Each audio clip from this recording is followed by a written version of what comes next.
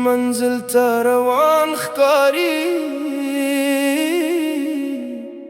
خوزدي يادونو بالصحراء قرزم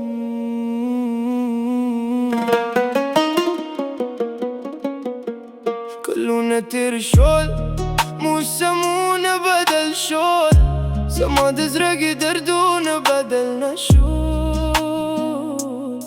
تلاړې امت دیواسي تمره پری خودل چې داري شپې په چوپتیا کې دې نوم یاد کړم ته زما جون تر ټولو ښکلی بابوي ته زما د دعاګانو ځوابوي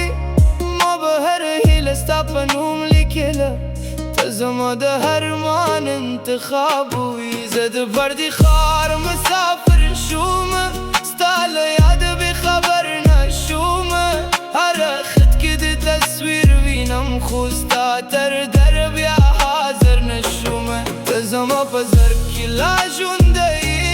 ته زما د روح یو برخه یې زه د پردي ښار مسافر شوم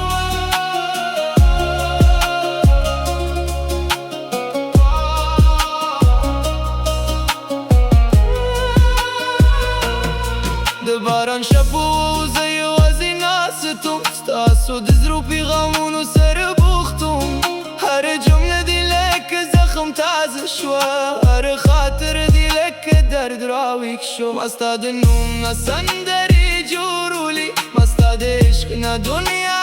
جوړوله خو تا زما د مینې په بدل کې یوازې د جدایۍ لار راښوله ستا د لاسونو تود احساس یادېږي ستا د خبرو خوږ اواز یادېږي کله چې ستړې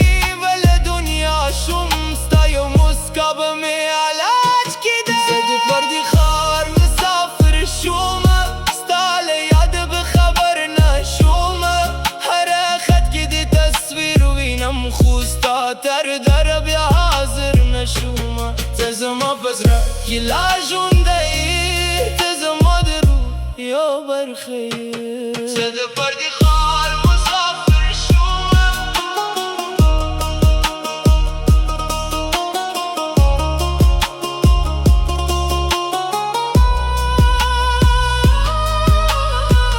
نن کې سپوږمۍ راوخیږي تا را یادوم که باران وشي تا را یادوم که د چا د مینې کیسه واورم بیا هم یوازې تا را یادوم خلک بدلیږي وخت بدلیږي حتی موسمونه هم بدلیږي خو ځینې مینې داسې وي چې تر مرګه لا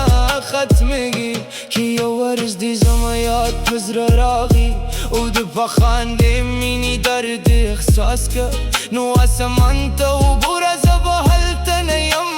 خو زما دعا به در سره وي که دې کله د باران دی لمس کړ نو پوه شه چې زما اوښکې وي که دې کله کومه غمجنه سندره واورېده نو پوه شه چې زما د زړه کیسه وه زه د پردي ښار مسافر شوم د خپل قسمت نه مرور شوم تا خوشحاله مونده بل ځای کې زه د یادونو شاعر شوم ته که د بل چا د ژوند را راشوې زه به بیا هم درته دعا کوم زه د پردي ښار مسافر شوم